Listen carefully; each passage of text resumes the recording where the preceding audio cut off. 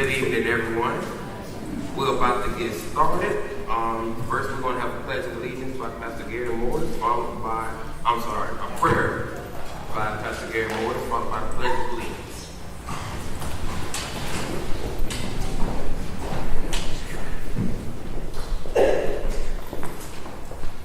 Let us pray. Father in heaven, we gather before you this evening to thank you for the blessings that you've given us today and this week thus far. I thank you for those that have gathered. I thank you for those that have given of themselves to serve you here in our city. And I thank you for the time that they're giving us today. I pray, Lord, that you would direct this meeting. I pray that your Holy Spirit will guide and direct and give the words to say and direct us in the way that we should go. I pray, Lord, that your blessings would rest upon this meeting, and not only on this meeting, but on the city through what happens in this meeting tonight. And I pray your blessings to continue on the city of Meridian and the state of Mississippi. I pray, Lord, that your blessings would just rest upon us in ways that the world would be amazed by. And we thank you for this time. We give you glory and honor in Jesus' name. Amen. Amen. I pledge allegiance to the flag of the United States of America and to the republic for which it stands, one nation under God, indivisible, with liberty and justice for all. Thank you, Pastor Moore. Now, please ask everyone to please silence their cell phone. And I also want to remind you guys there will be a public hearing at 5:15 concerning Knight Parker Road. Are there any changes to the agenda? Yes, I would like to have an executive session to talk about economic development issues and shift finance. I'd like to add two things. One would be the waiving of the splash pad fee, and the other is the order authorizing an investigation. Splash pad. All right, so splash pad is number 11. And what was the other one? The order authorizing an investigation. What? We have a proposed order that the attorney has drafted. We have a copy of The mayor wanted to add, what was that you had, Mayor? It's an executive session to discuss TIF financing. TIF financing. We got a copy of that investigation. Mr. Attorney, do we have a copy? I know it came out. We have it here. It was the subject of the investigation was still blank in the proposed documents. That needs to be. That's what I'm asking. So you're saying it needed to be filled out before we were able to put it on here? Well, no, I mean, if you're going to fill it out now, but the subject matter of the investigation needs to be stated before you vote. Right. So, Dr. Thomas's question. I don't have to answer the question now. When we get to the question, when it gets Let's approve those changes. Okay. Yes, sir. All right, so that's number 12, right? Investigation. Okay, so number 13, we're going to add Velma Young and Highland Park Pool as it relates to the maintenance and lifeguards. Okay. Any other changes? We'll approve those changes. All in favor? Aye. All right. Moving to the consent agenda. All in favor? Aye. Any opposed? So moved. Routine agenda. Number 1, order approving the mayor's reappointment of Jamie Taylor to the MCC board. Move approved. Second. Any questions? All in favor? Aye. Any opposed? So moved. Number 2, order authorizing voter precinct changes in Ward 4. So moved. Any questions? I explain that to the public. So they know what we're talking about. You can have the two.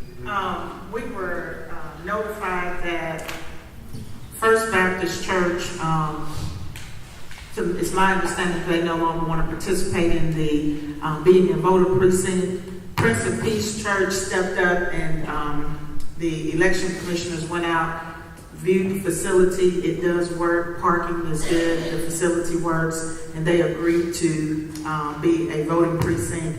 In multi-county, they were using the service area. They are moving back to Mount Barton School now that the renovations have been complete. So those are the two changes. As far as the Mount Barton multi-county is right across the street. And as far as First Baptist moving to Prince of Peace, it's just a block or two up. But the county has already voted and made those changes, and in an effort for us to save money on printing, and that's trying to go and find a facility since the other two places are not wanting us to be there. It would be good for us to fall in line and let them print those cards one time. I'm in favor of this. I think the day's going to come, according to federal mandates, having voting precincts in any kind of religious institution. Shortly, we're going to have to find other places. I think that's just a matter of time. I'm all in favor of this. Right. Just based on the way the federal government's going, I think it's just a matter of time. We're going to have to find other. Maybe they'll build us precincts. Yeah. All right, ready to vote? All in favor? Aye. Any opposed? So moved.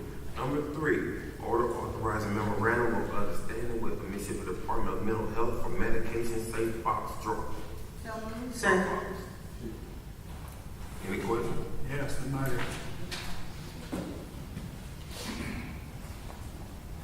Good afternoon.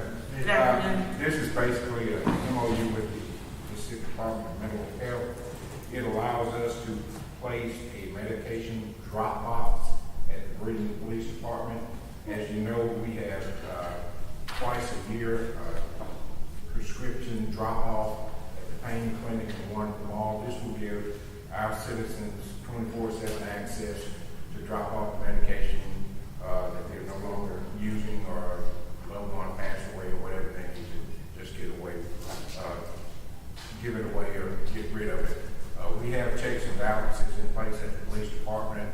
When we remove the items from the box, there will be 2 individuals there to make sure that nothing happens.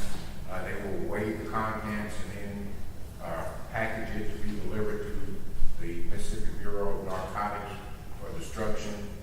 They will attach the weight of the box with the box on delivery. The box will be reweighed by the Mississippi Department of Narcotics, and then it will be destroyed. Department of Narcotics pays a disposal fee. We don't have to pay it. They take care of it. There's no cost to citizens or the police department, the city or anybody. External drive-by drop-off. No, sir. It will be in the lobby of the police department where cameras will be on it at all times. Good. Yeah, I was about to say, don't. Oh, yeah. Just like they sell ATM. That's it. Take that old box. Any other That's questions? good. Thank you, Chief. All in favor? Aye. Any opposed? Number 4, order authorizing memorandum of understanding with the Mississippi Council Indians for transportation services. Second. I'd like to invite members of the Mississippi Band of Choctaw Indians, Choctaw Training, to the podium. This is Mr. Dalton Henry, Mr. Jeremy Bell. They have spearheaded this initiative and been able to bring transportation services to the city of Meridian over the past 4 years, offering a variety of services for our citizens that are blind or have difficulties in addition to those that do not have transportation. Honorable Mayor Glenn, members of the City Council, it's a pleasure to be here and to provide you with some information of what we've been doing in terms of the Choctaw Transit here at the City of Meridian. As you're aware, the first year we did a 3-day transit operation, 3 days. And the following year we moved it up to a 5-day transit operation. And based on the land use study results, recommendation was made that we establish a fixed route for the neighborhood air station, which we started the early part of January. We're doing it as a pilot project to see if it's feasible and if the numbers are there. And then once the pilot project is finished, we'll do a review and make recommendations to see if we need to continue. The study also indicated that the city is missing the economic opportunity for those individuals that are stationed there in terms of coming to Meridian to shop or whatever the case may be. So our schedule is on a Friday and a Saturday. Initially, we used a bigger bus, but because of the numbers, we are using a van now. We had some issues, of course, even when you start, you have some bugs.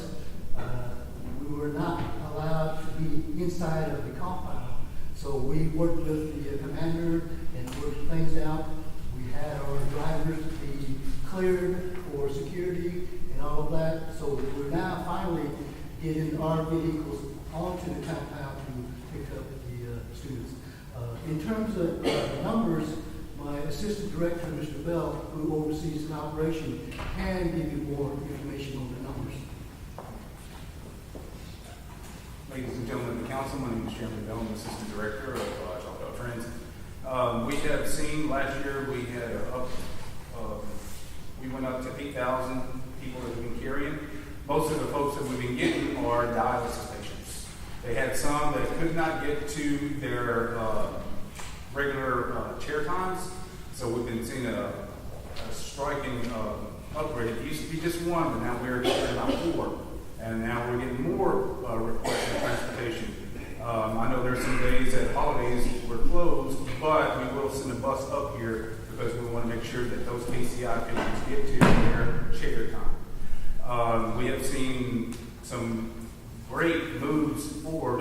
Just recently, we've been, UCC came to us about working with our ABD students, where we can start transporting these individuals to NCC to start going after their trying to get their, not diplomas, but their, I'm used to CDLC. Certifications. And we've been doing a lot of work here in the city of Meridian, and we can't wait to serve y'all more. Fare going to remain the same for passenger? It will stay the same. The only time that we will change it is if we come before y'all. Still have to call in, you'll pick them up? Yes. You know what day ahead? Yes. The only changes that we had is, as a matter of fact, on Monday, we hired someone from Meridian to come in to be a bus driver for us. So they will be working Meridian route starting Monday.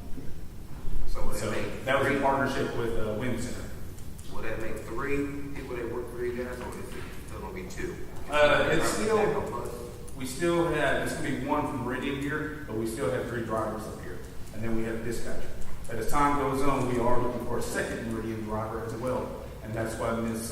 Batiste is helping us out with the Wind Center, and we are searching for another Meridian driver. You mentioned the fixed route. Where is that fixed route now? That fixed route is the Naval Air Station. The base commanders had given us secure points that they wanted us to pick up and take the soldiers to make sure for their safety.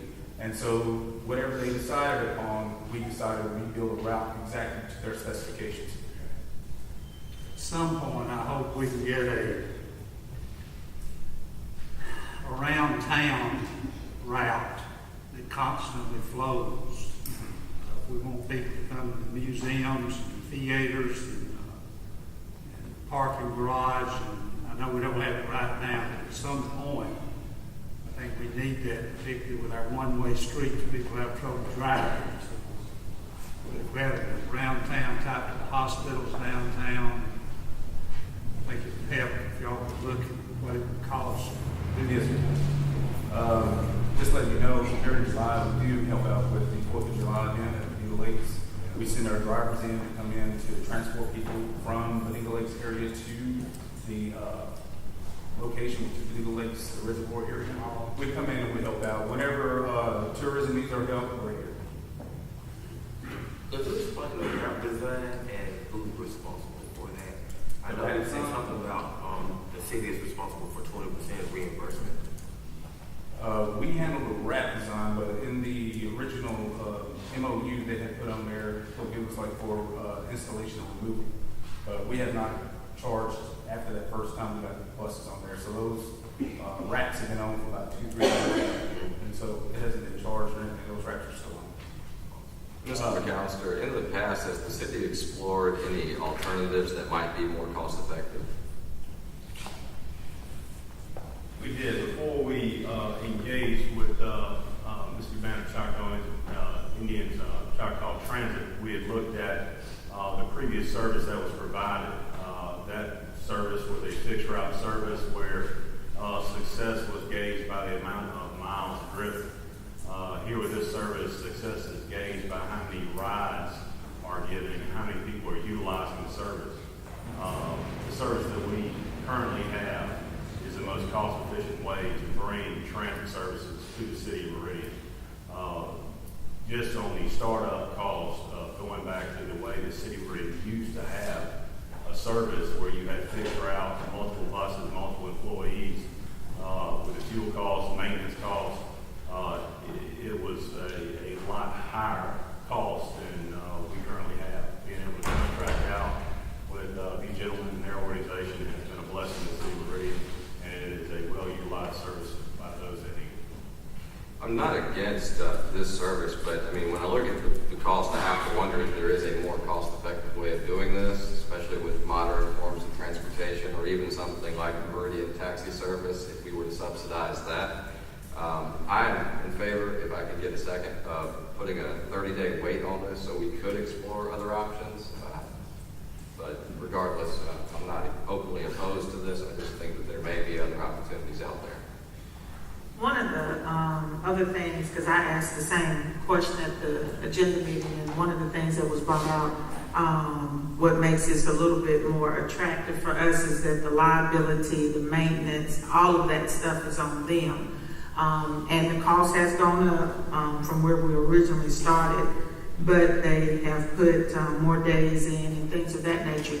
My only concern is I hear, not going to say it as often, but I still hear people say, when is Meridian going to get some form of transportation? I would like to see more marketing. I don't know how you guys can, is there a game plan as far as making sure that every resident in the city of Meridian knows that we do have a very affordable means for them to get around our city? If I may. All right, that was one of the things that the state of Mississippi was having trouble with all the way around. All the agencies were talking about, we got to get our name, we've got to get our services out there. And so just recently, within 2 years, regional mobility managers under MDOT got together and started coming up with a game plan. And as a matter of fact, Ms. Nina Frazier, she's our mobility manager, she's not here. They are about to come up with a Mississippi Community Transportation Awareness Day 2019. And so the date is slated for June 20th. Our point of showcasing this is going to be the city of Meridian. We're going over the plans over right now, how we're going to handle it, but we're going to showcase it soon for the city of Meridian. And this will be the primary spot that we're going to do it. That's good. Yeah, I used to put it on Facebook all the time. If we could get some more flyers and things of that nature, we can help promote it as well. And one of the other things, exploring the taxi cab option and all that, they're having a difficult time finding drivers. The taxi company has to go through a whole different set of rules in order to even get drivers. It's my understanding that they're struggling right now even to get drivers certified. And people about how many passengers do y'all carry per day? We've gone over 100. I mean, it's different ones. Sometimes we get calls from medical services. We also do services for Greater Meridian Health Clinic. And so the way we have set up a small MOU with them is like, if you have someone that needs to go home that's not a doctor, give us a call. We're going to reroute someone to come help them out. And can people flag you down? Like if I'm walking in the city, can I flag you down and get on your bus? We ask that you call first because of safety issues, because we just don't want anyone to jump in. Because we, to give you an example, in Philadelphia, we had a woman flag us, and when she got on the bus, the gentleman was driving, and she wrapped herself around the driver when he was driving. The passengers had to fight her off, and we had to call the police to get her in. So that's why we want to make sure that we know who the person is when they're getting home. But like I said, there's also other venues that we can look at too to help out with folks there. What is the length of this agreement? The this agreement is in effect? It's a 12 months.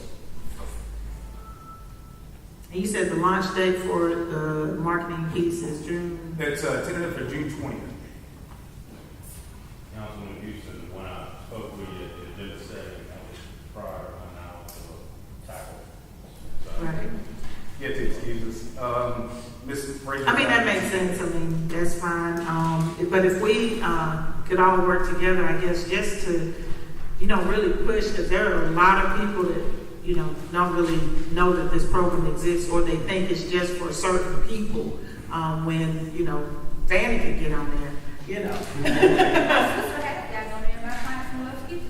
Yeah, I mean, it's for everybody. And it's not just set with us. I've also started talking to another regional mobility manager down in Hattiesburg. She said that sometimes she has to come up from Meridian and all. So I've talked to MDOT about possibly we do a collaboration with them. And so we would expand it to where if we can get everything set up, they could probably come up here and pick up folks that need to go like Hattiesburg. And then they can pick them up from our station and go down there and do some transportation there. Because that's what they're talking about, collaboration among regional groups in the state of Mississippi. It's been recommended that they come to Meridian. We don't want to send anybody to Hattiesburg. Well, we do. We need them to come to Meridian and shop. Before you leave, I hope you'll talk to those three people right over there. Get the That'll word give out. us some information. Yes. Ready to vote? All in favor? Aye. Any opposed?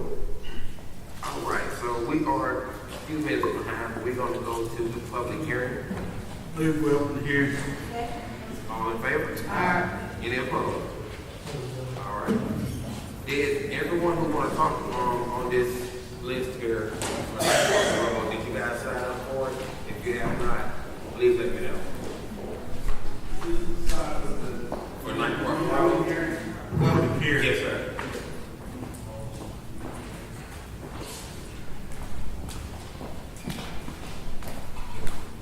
Will there be anyone else sign up for the public hearing?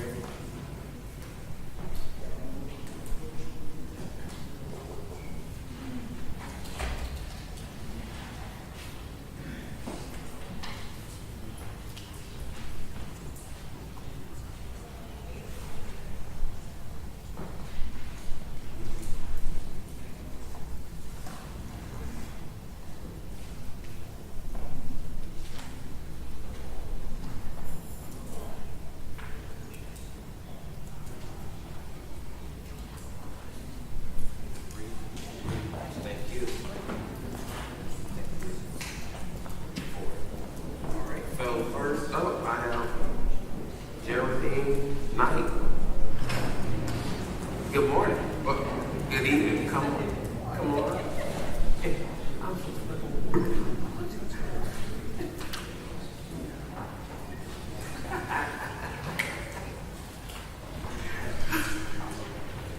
Good morning.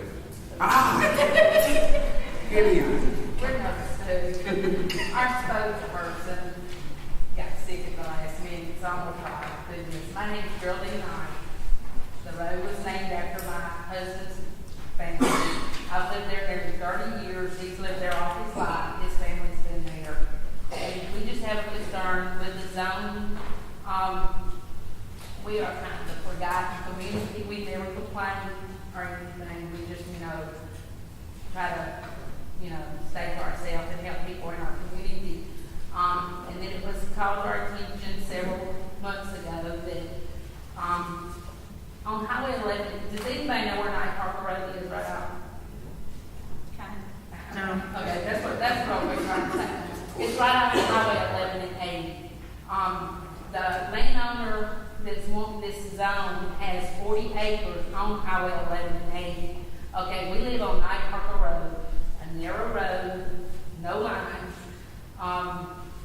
The buses, and I work with the school system, the buses complains all the time. They have trouble, with the buses and the cars. I mean, you either go to the ditch to let the bus because you don't want the children, to have a regular to meet with the people on there. Trash trucks, we have the, problem. The water, we just recently, when they annexed, when y'all annexed we had Russell Utilities. And we still own those lines, which is very old lines. Several years ago, they, I'm just kind of giving you a little run, not why we don't want to zone. We was without water 4 days.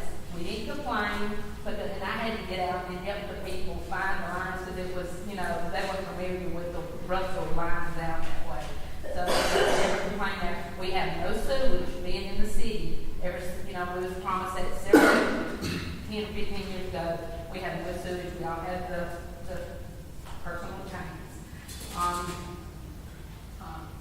At the end of our road, we have more traffic now because of the industrial painting, and there's more big trucks coming. And if you pull out, we've had people that have wrecks, lost their life, that even lived on our road. If you have more people, they want to build a clinic on our road. They said, it was, a well-known nurse practitioner. They won't give us the name. They won't tell us what kind of clinic it is. But they have 40 acres on the highway that, y'all gonna have to wind the road out. We're gonna need sewer. We're gonna need police protection. We call the police out, and they say, y'all live in the county.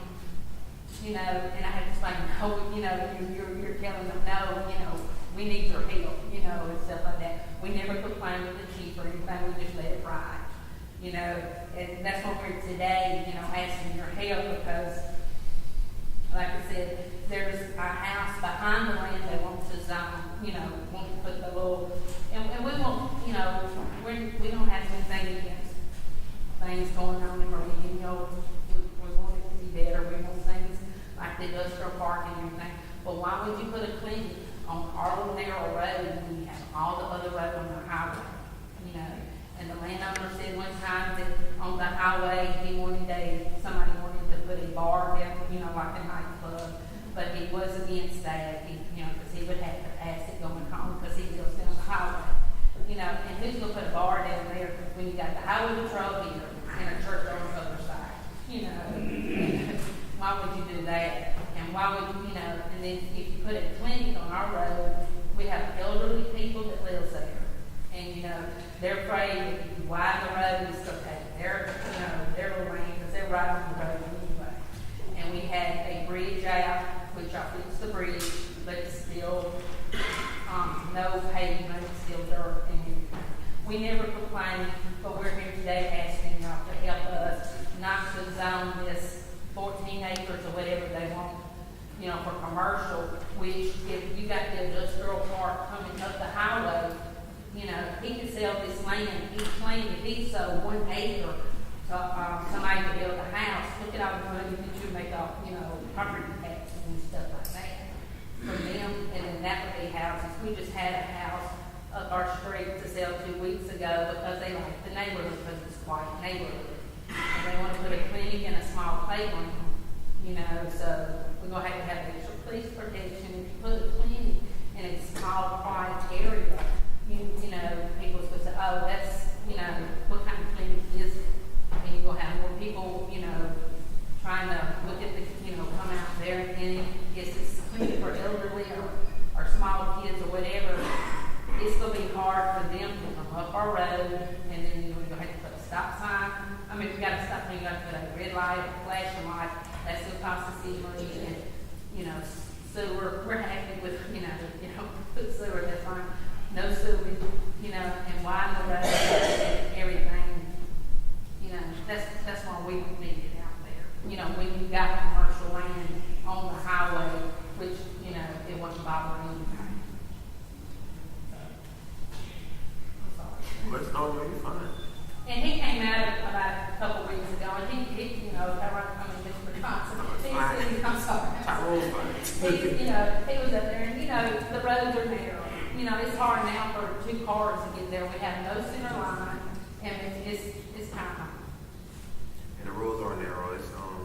It's pretty dangerous because on the right side of the road, it's literally downhill slope. So, and if you go further down, Who's going to have to pay for this road? Y'all, Mayor? all right, let's stop. is that part of this deal? To add storage and, widen the road? There is sewage in the area. There's a sewer line that runs along 11 and 8. There are lift stations there as well. Citizens not forced to get on city sewer, but the option is there. We did have a situation, I think last summer, where water line broke. I'm saying as far as the clinic or whatever is being built out there. That individual would pay what's called a tap fee, and whatever it takes for us to get the sewer to that site, we would go back and look at those projects individually based on the length of figures for line we have to run, the street cuts we have to do. So there will be an estimated cost for that tie, along with the regular fee. You know, why do all that when it's a, why not sell it to, and it's a for sale sign on Highway 11, it's commercial. But I believe, like I said, I lived on the road, they're right in front of my house. There's no for sale sign on those 14 acres. Nobody ever, and there's a house behind the 14 acres is going to have trouble. The little man passed away a year ago, but his sons are going to have trouble selling that house and that land because the power, it's got a driveway going, it's been there 75 years. If they do away with that, power they will get to their land. And what about widening of the road? Is that the street? Is that on it? We do not have any plans in place right now to widen the road. No, ma'am. Because if you go further down the road, it's horrible. It's one of the worst roads we ever made. So my neighbor rode me, she got in the neighborhood road, and that road is rough. The buses turns around, they can't even go all the way, to the Jimmy Rogers Parkway, that's where it comes down. Because the roads are so bad, they turn around, and my brother-in-law's house and go back in the road. And like I said, there's a big embankment, the bus driver used to tell me every day that he prays every day that, something don't happen and somebody's gonna go down. So you don't have an issue with the clinic coming out there, the only. No, if it's on 11, we don't have anything. It's just putting a clinic on, on the road, a residential, sell that land to people and let them build a house there. That's going to help the industrial park down there. If you have houses or something, but one clinic, and the owner asked me and my husband one day, who don't want a clinic on your road? That was kind of, and they said, well, who is it? They won't tell us who it is. It's a well-known person. Well, that's fine. We're white people out there, but we work and we pay our taxes and we pay our water bill. This is the one I called the police department and I said, do I need to fax my water bill stuff to show you that I am in the city? But I never complained. We never had police anybody. Maybe the last 10 years, probably 4 times the policemen drove out there and they were just up through and get, somewhere else. But when, we don't care. We're fine. They come out there, we can really tell them if we really need it. But it's just a fact, why would you put a clinic on the road when you got 40 acres on the highway with the sewer, like you said down there? Yes, ma'am. Any other questions? Oh, well, thank you very much. Thank you. Ms. Linda Brashear. That was me. Oh, okay. All right, Mr. Johnny Morgan.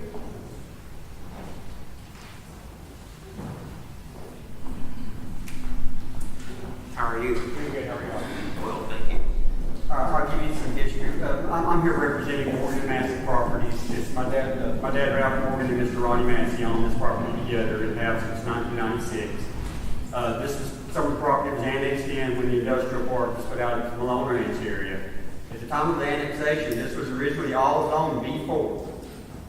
At some time since then, a portion of this property was changed to residential zoning, and that was unknown to us until we had this prospective buyer come along recently and put them under contract to sell them this piece of property to develop to put a clinic on. And that was the first time we found out that there was a zoning issue to start with.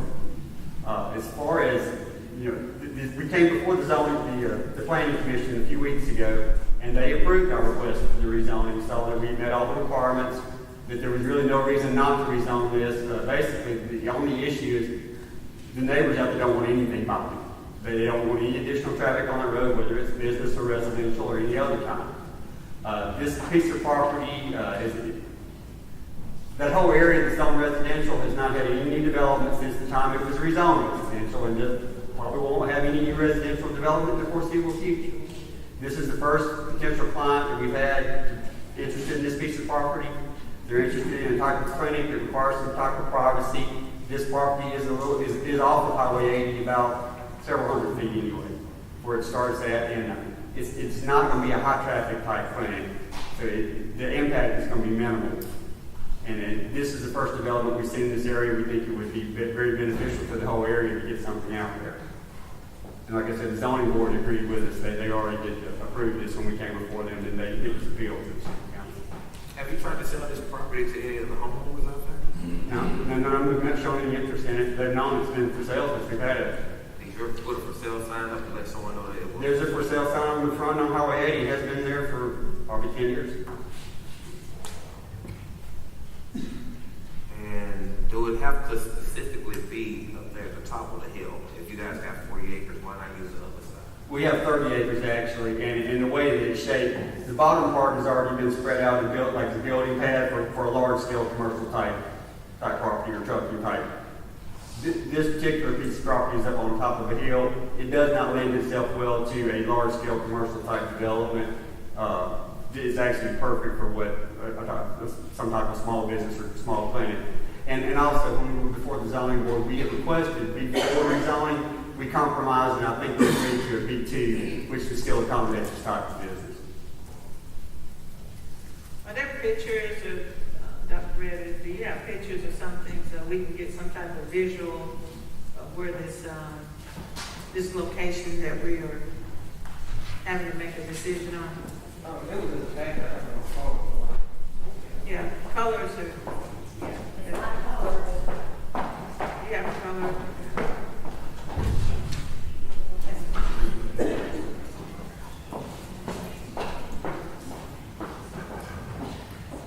Is it yellow? Oh, this is orange. This would be too green. Could you explain to us what the planning commission ruled on this? They didn't want to do a B4 because they thought it was kind of harsh to have B4 and it lends itself to a lot of different types of business. But a small clinic in a B2, they thought would be a good compromise. Bearing that they would, the city would accommodate the improvements. What improvements would that be? The roads and utilities. And all this yellow is residential? That's residential. One of the other businesses that can go in there and change. B2 is light. Just so we can hear.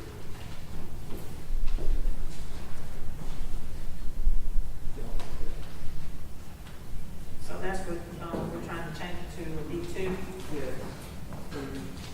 I'm familiar with the practitioner. She runs a small clinic. She's opening one by another location. So it's a relatively small clinic operation. She didn't want to have it in the city. She wanted privacy, so that's why it's in the area. We're in the city. It's in the city, but it's out, away from high traffic areas for more privacy for the patients.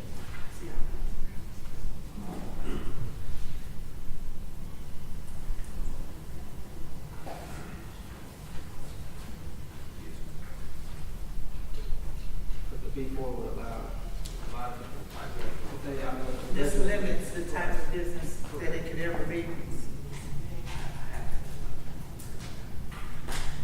Mr. Johnson, you went out there with, I'm not familiar with the area. Yes, ma'am. My major concern is that the residents that stay out there. I think, they are lifetime residents that live out there. And if we're going to alter their way of living, there has to be some type of negotiation with them. Coming in, I think this is kind of strong arming if we're just going to change how they're used to doing things moving forward. If we were to try to start putting businesses out there without them being included. I'm not sure how this got rezoned to residential to start with. It was all before when it was first annexed in. We don't know when that got done. Are you familiar with this? Well, it has been residential. The area, you can see, it's kind of scattered. And with our future land use map, it kind of lends itself to any kind of development. They tried to do a subdivision back in the 90s and it never took off. And then they tried to do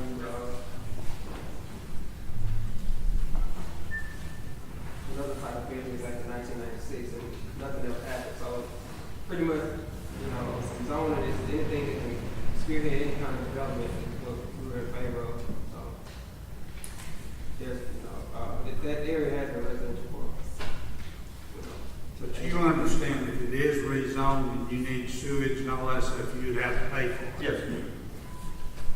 Are you? And many business owners understand, or prospective buyer understands all that. Would you guys What be? you think, city? Would you guys be in favor of, if this were to go through, to help accommodate whatever the citizens out there may need, as far as roads, help them with the road to get fixed, or whatever issues that they will be having out there? As far as widening the road, no, I thought it should be the city. It was just a question. This is the rezoning. It was just a question. Yeah. Sure thing. All right, so, No, it would cost more than what we're getting for the property to widen the road. ready to vote? What are we voting? Oh, okay. Oh, I'm sorry. Yes. You have more questions than me? No, sir. Thank you. Mr. Ronnie Massey.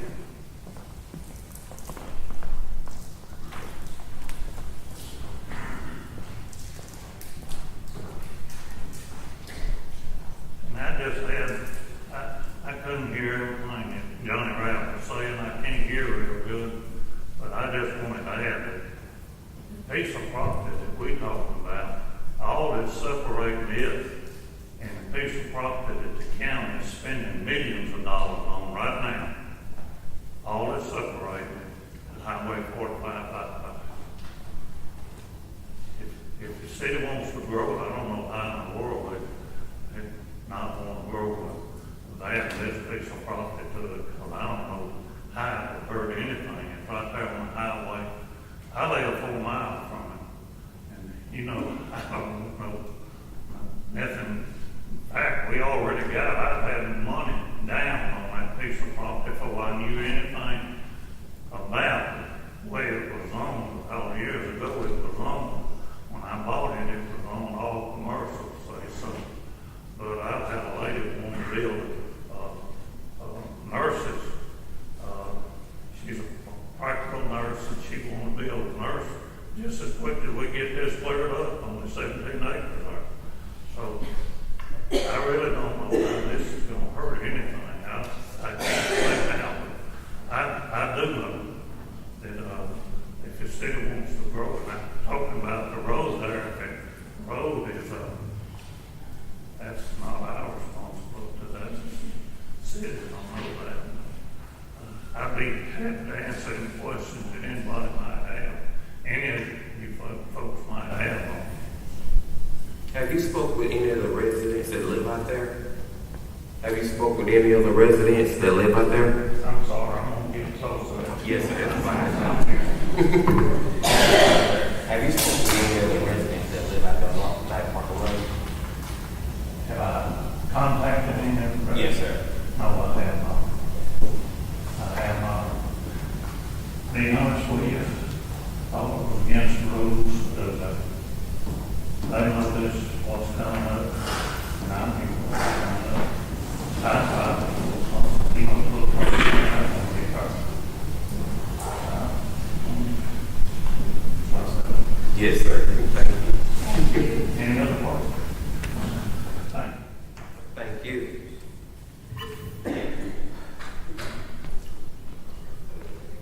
I move to close here. Second. All in favor?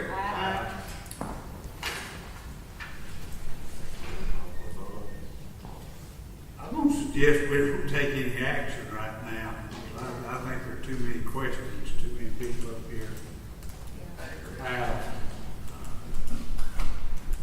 Doesn't mean we can't take action later. You can always, in fact, we don't have it on the agenda to take action.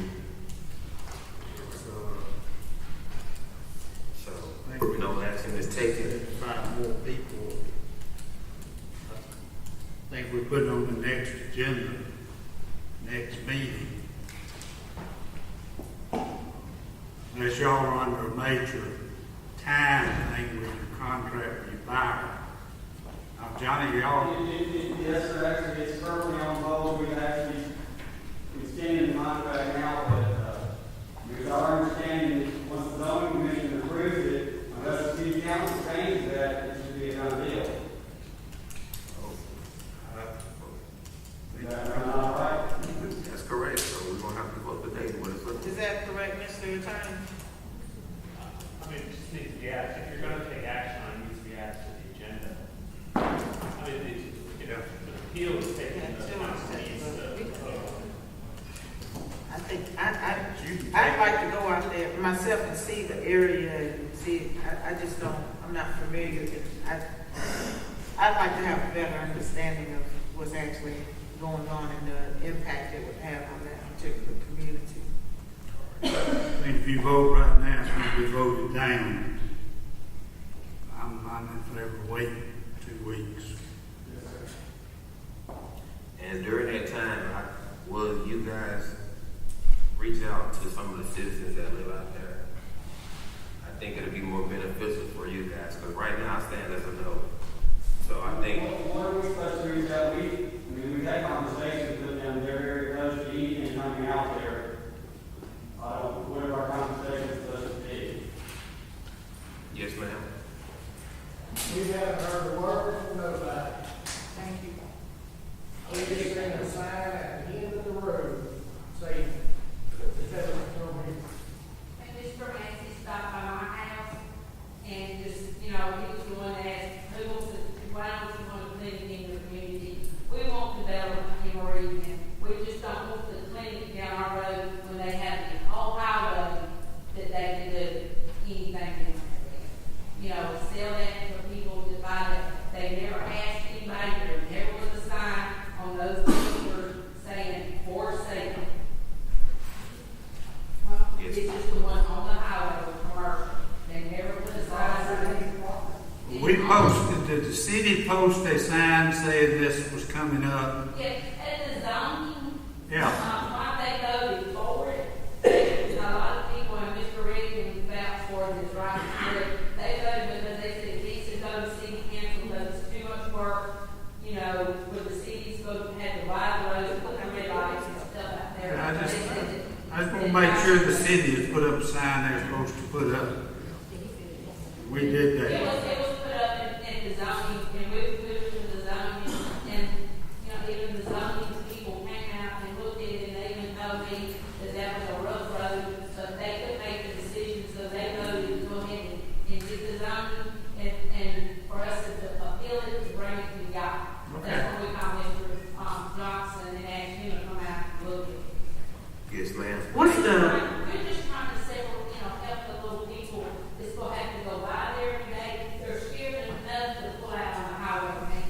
That's why, you know, that's why we're saying that. We just need your help, you know, because a lot of the elderly people couldn't come today. Mr. Smith, once, if this goes back on the agenda and it's approved or voted down, what would be, if you don't have this answer today, if we could have this by the next meeting, what is going to be the approximate cost to widen the road out there and the curbing and anything else that's going to be involved I would definitely have to do that. to make this a viable project for the commercial piece of property that may be going in that area?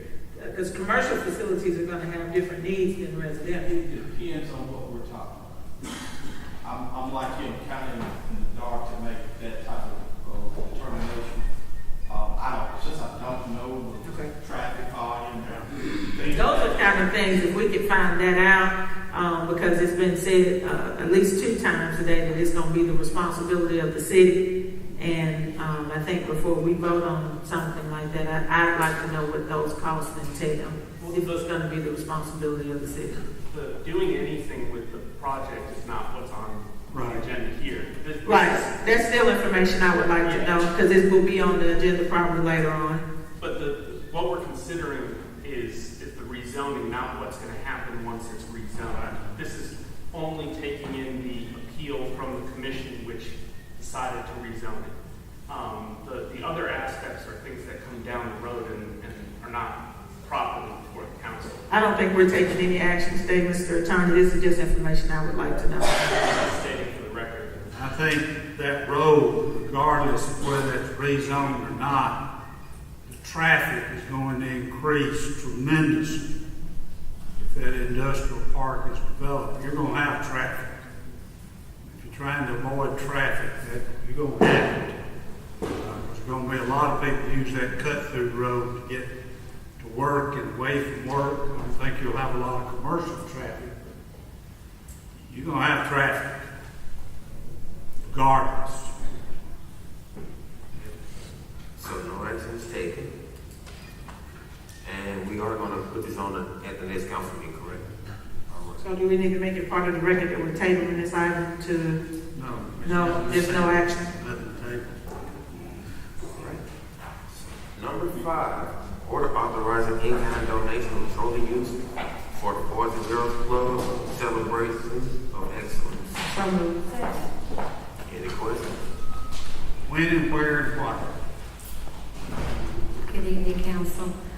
This is a request for the use of the trolley on June 11th. This is the annual Circle of Excellence dinner hosted by the Boys and Girls Club. It's simply going to be used to transport people who attend the event. It's very well attended each year. They're going to be just using the trolley. The overflow parking is at Meridian Community College, so we will just the trolley will just shuttle attendees back and forth from the parking lot at MCC over to the Tommy Dooley Center. It will be used for approximately 2 hours, 2 to 3 hours for that evening. We might ask, since we're going to extend the contract with transportation, they might be willing to provide at least one bus gratis to do some of that for us. Will you reach out to them? We shall ask, yes. Because getting across that highway is dangerous. It is, and so this is a pleasure, of course, for our attendees for the event. Yes, ma'am. All in favor? Aye. Any opposed? So moved.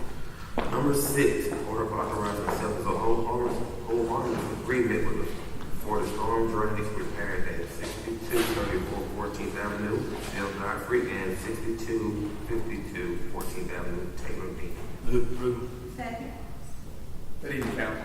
Good evening. What you have before you is our customary hold harmless agreement when we have to request permission to enter private property to make improvements to public owned infrastructure. What you going to do? We're going to go in and make some repairs to a storm drain.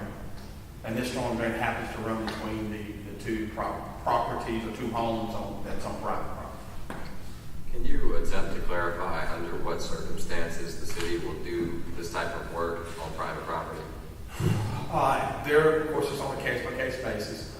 And some of these most recent requests, believe it or not, we're running into situations where there are public utilities or parts of infrastructure inside the city, the older portions of the city, that we do not have utility easements on. Customarily, there would be already an existing easement for us to do this kind of work. So the situations that you've had to deal with as of late are where maybe some paperwork was improper or whatever, but when we check our records, we don't have existing access to what we would consider to be already on infrastructure by the city. Some other cases would be drainage ditches. I know that's been a huge topic of concern. A lot of times when you get these heavy downpours and there's debris that are thrown into the ditch, sometimes by homeowners, which we always caution against, or if there's actually a blowout or some form on that creek or that waterway, it may impede the flow of water in the future in that same drainage area. Usually that comes to some type of a bottleneck because there's a road crossing. At that road crossing, there's either a bridge or box cover. So that structure holds up all the debris from moving downstream. We may not have any property adjacent to that structure. In other words, that property is owned by private citizens. So in order for us to go in and make that repair or that improvement to rechannelize or to open that ditch back up so it doesn't flood the street or doesn't cause more damage to the public-owned infrastructure, we we have to come before you and ask for a whole harness. That's some other examples of why we would have to do that. Do you have pictures of this I issue? don't with me now, no ma'am. Moving forward, if we could possibly have pictures in our packet so that we can see exactly what damages, because I've had, were you ever in contact with the people over on 65th, 64th that I may mention to you, that the drainage issue? Y'all remember a little bit, I answered.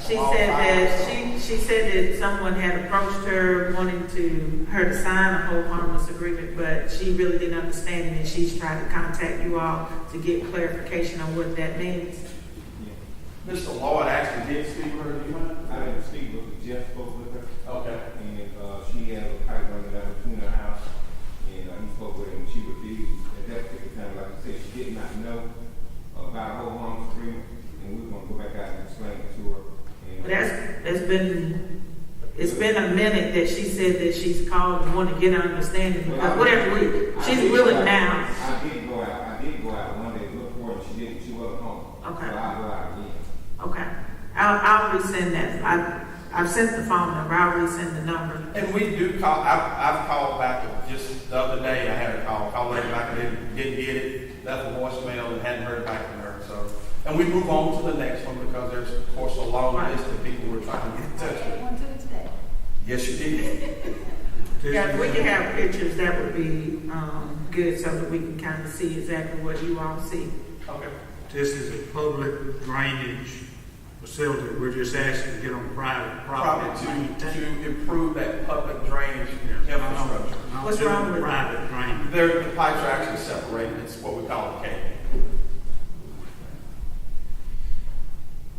And we normally get these during this time of year because of the heavy rain volumes that we get. What happens is if there's a void in that pipe, when those pipes become surcharged, I mean an excessive flow of water, they tend to wash out around those joints that are already weak. And then you get the cave in from that dirt that was around the pipe being moved now downstream. Any other questions? Ready to vote? All in favor? Any opposed? Thank you. Yes, sir. Thank you. Number 7, order authorizing funds for Juneteenth Heritage Festival, $10,000. So moved. Second. Any questions? All in favor? Vote for this one so I can get approval on the next. No.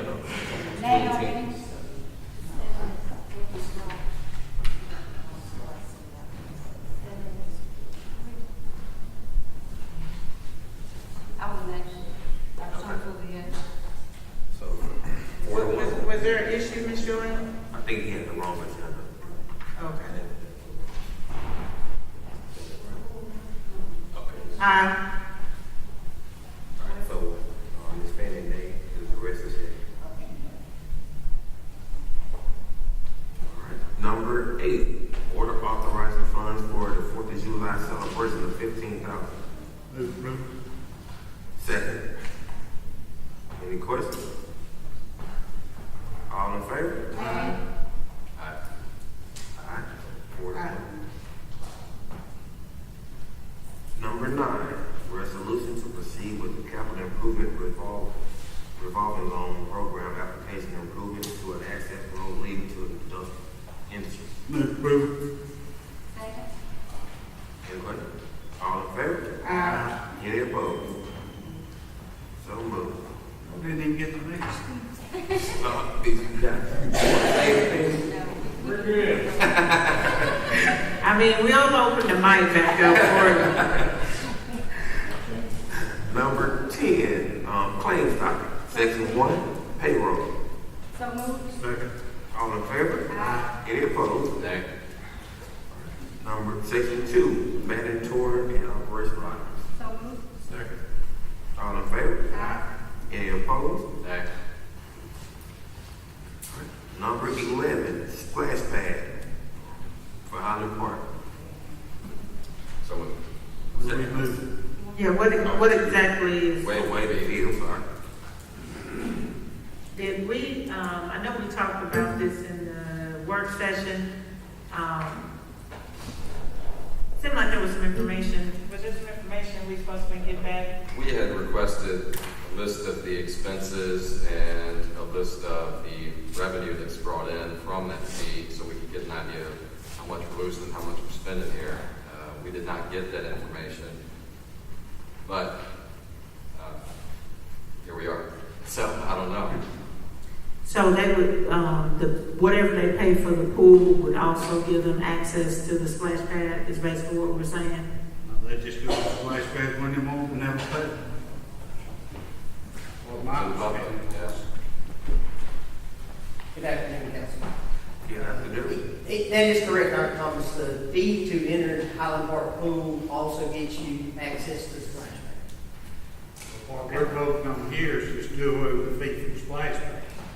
But they, in order to enter that area, don't they have to come through the pool? To the best of my knowledge, you enter the same gate. Okay. So in order to get in, you still have to pay the pool fee. And I do have some dollar figures from where we paid a fee and had a free month. Okay, if you could share that.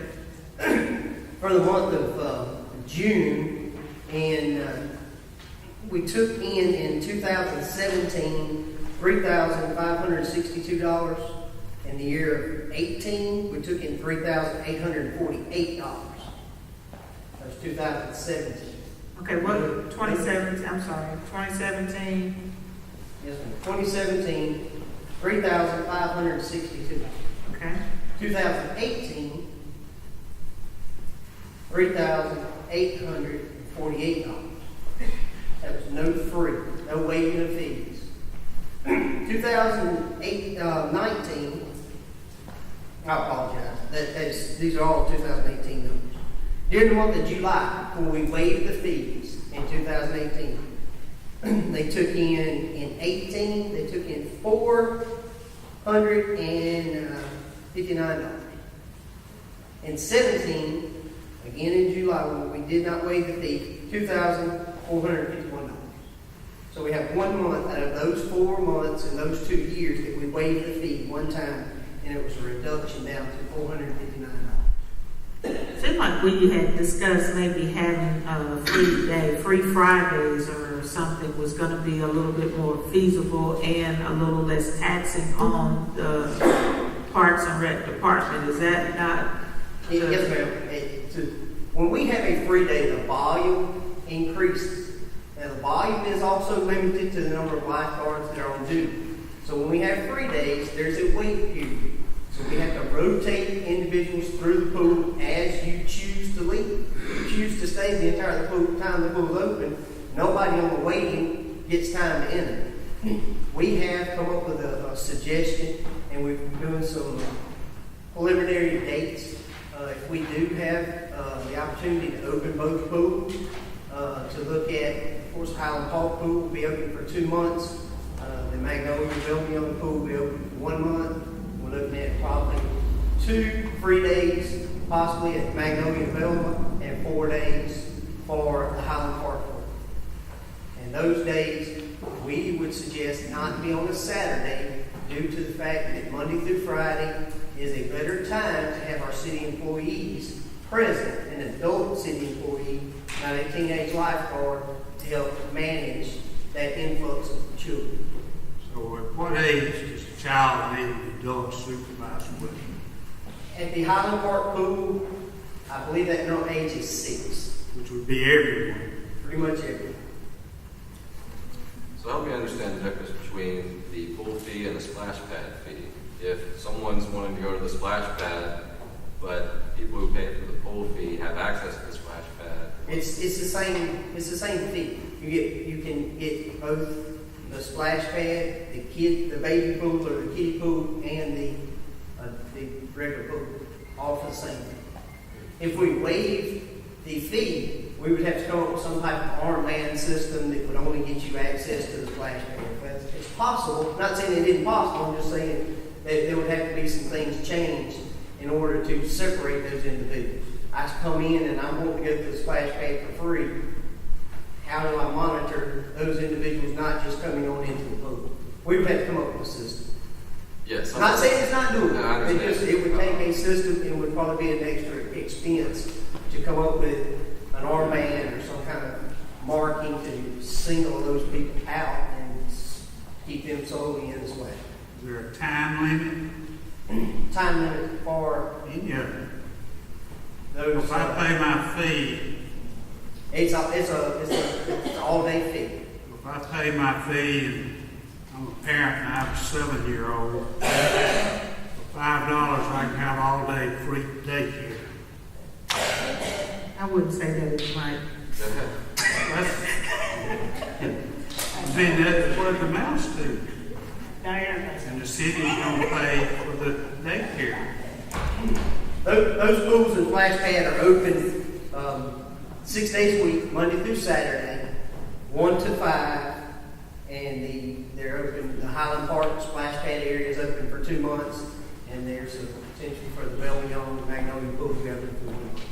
I'm in favor of some days. Yeah, I thought that's what we were. But you start telling people, there's no fee. You child 7 years old and above, you bring them out to Highland Park, come back at 5 o'clock and pick them up.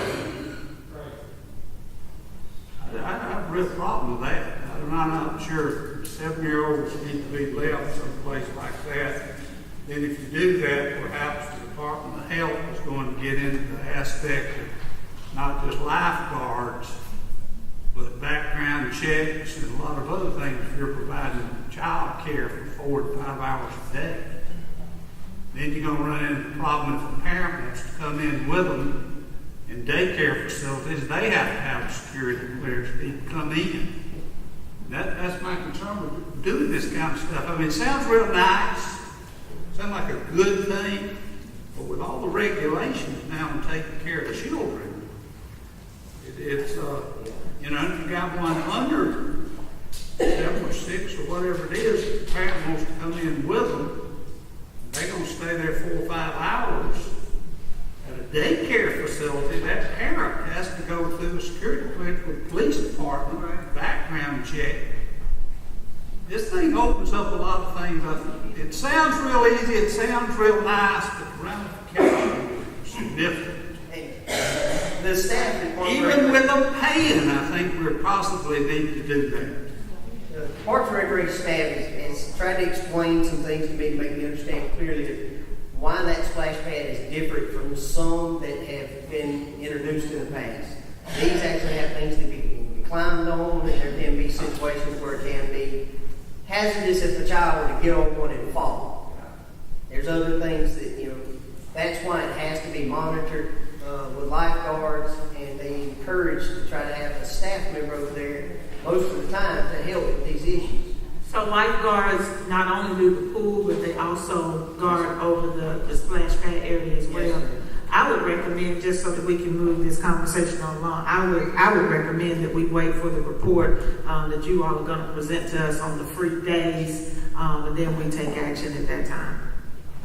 I agree. We should probably explore some of these issues at the next work session, because none of this came up really at the last work session. The main issue with trying to address this tonight is because if we stay on schedule, the Highland Park Pool and Splash Pad will open next week. As in the past. Yes, sir. And I hope someone will check on this.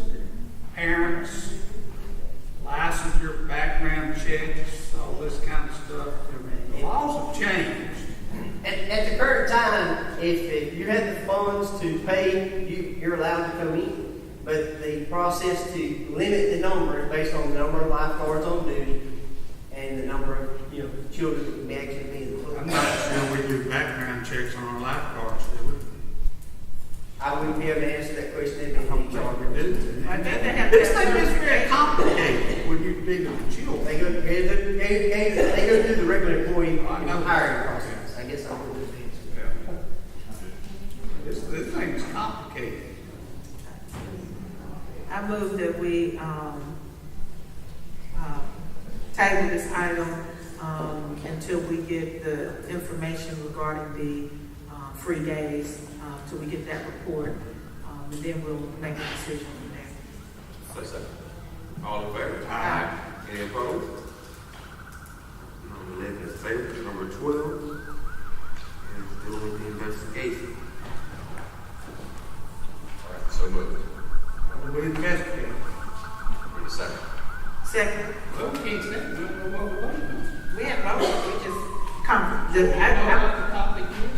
no, that's what we have, I'm seconding, so he can have discussion. All right, so we all got a proposed order from the city attorney. This is following a meeting that Councilman Johnson and I had with the attorney on last Friday. And the only things that we need to add to that order to vote on tonight would be the subject of the investigation, which I would like to propose as being investigating the CAO and whether or not there has been a hostile work environment. And we would do that by interviewing employees. Now, the other blanks that need to be filled in this proposed order would be the date that we're going to do this, which I would propose like Tuesday or Thursday of next week to have a special called meeting.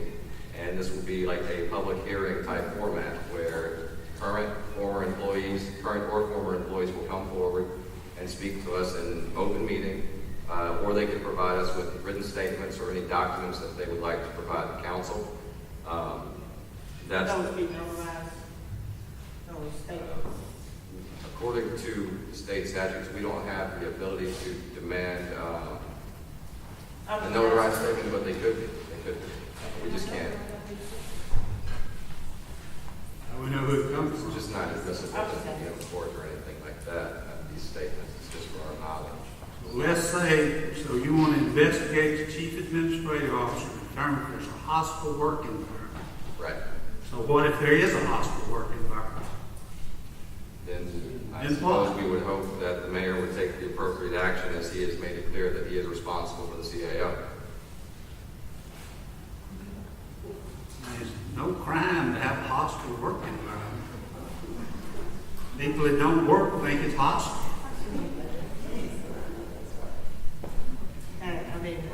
I think we're better than I think sometimes we say stuff just for the sake of being argumentative, but I don't think that nobody deserves to work in a hostile work environment. It's illegal.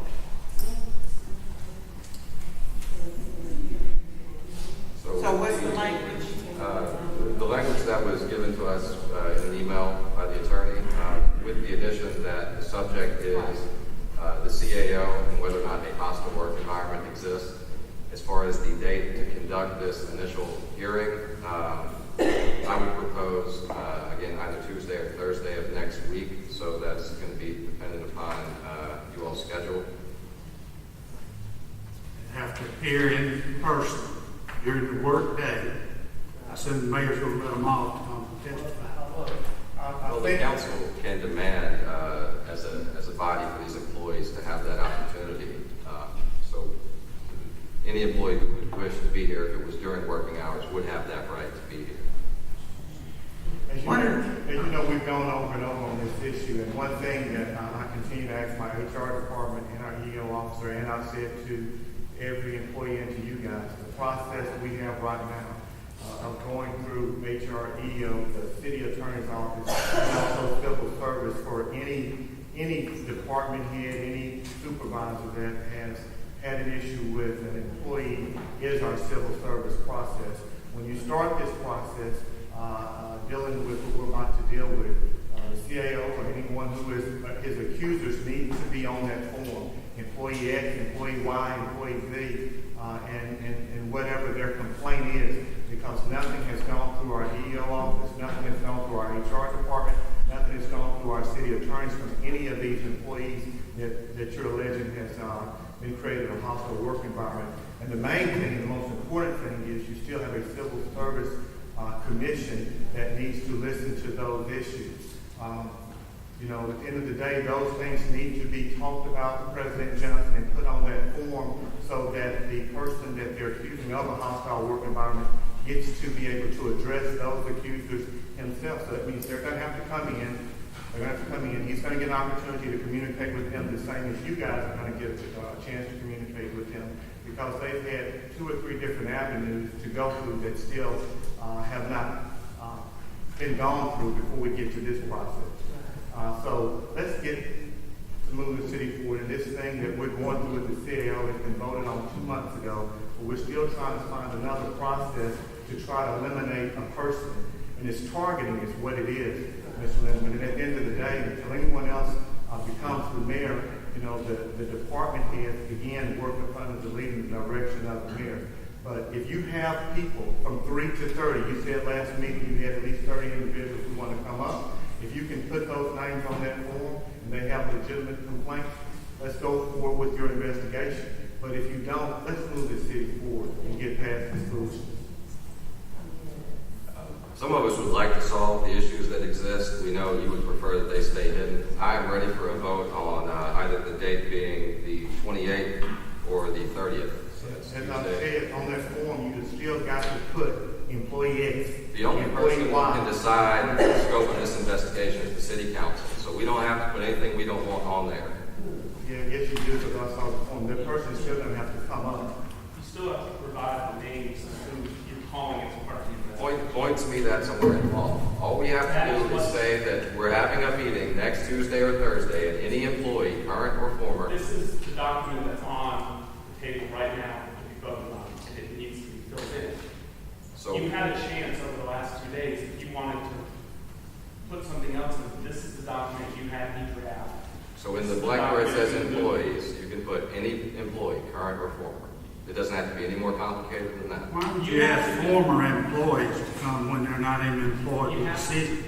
You have to call them as witnesses. You are compelled, under the statute, you are compelling the attendance of a witness. How do they know if they're being compelled if the council as a whole does not vote to compel them? Under the statute, and I'll read it for you, 21-8-27, the City of Meridian, the City Council has the power to investigate any part of municipal government for that purpose to compel the attendance of witnesses.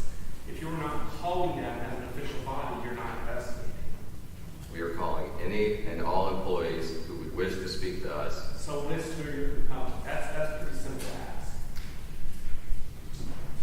ask. And that's what we're voting on right now, is this document that was prepared. We're voting on whatever motion is put in front of the council, and that's up to the council members to decide, not an attorney who is unelected.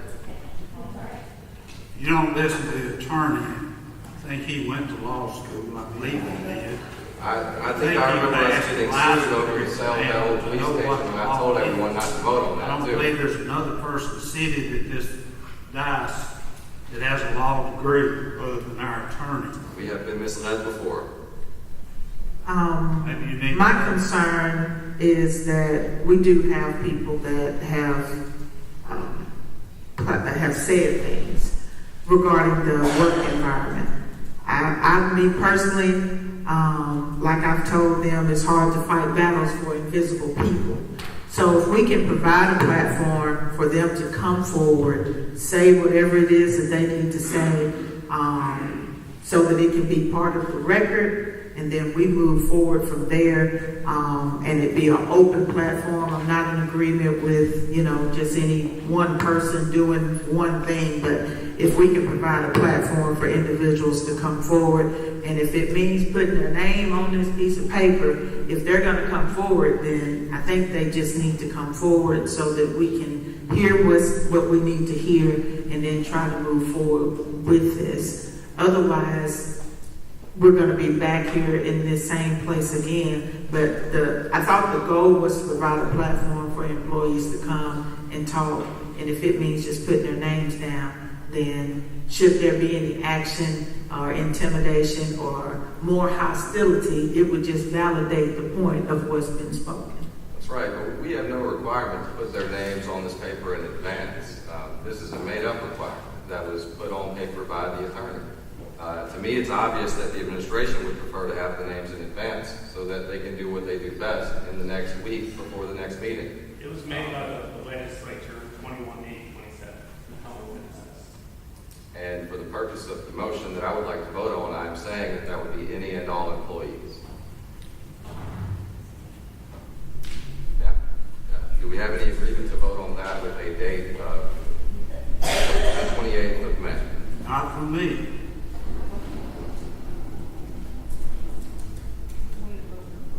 You start talking about people don't even work here anymore. I think we should create a platform for individuals to come forward, because it's hard to fight battles for invisible people.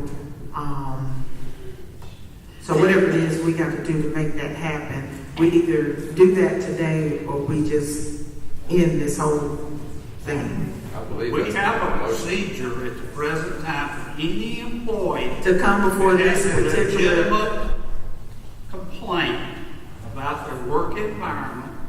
They have civil service protection. They can't be fired without cause. So if they're afraid or anything like that, I mean, there is a procedure. You have a human resource officer, you have an equal employment person, you have civil service. Those are three right there. Or they might come to the mayor and say, Mayor, I'm not happy. I'm one of the 30 out of 500 or 600 that doesn't like it here.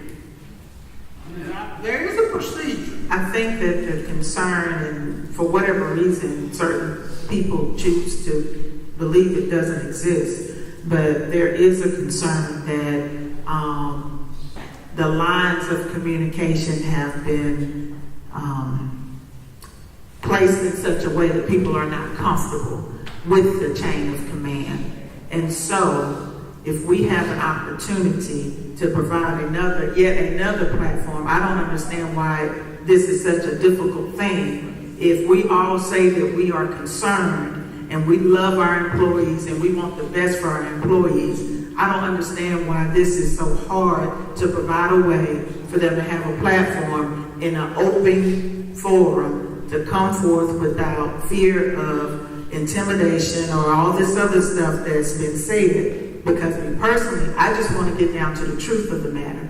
If it's true, those people need to come forth as we are providing a platform, since the rumor is that they can't talk to all the other platforms that are available. And to sit here on this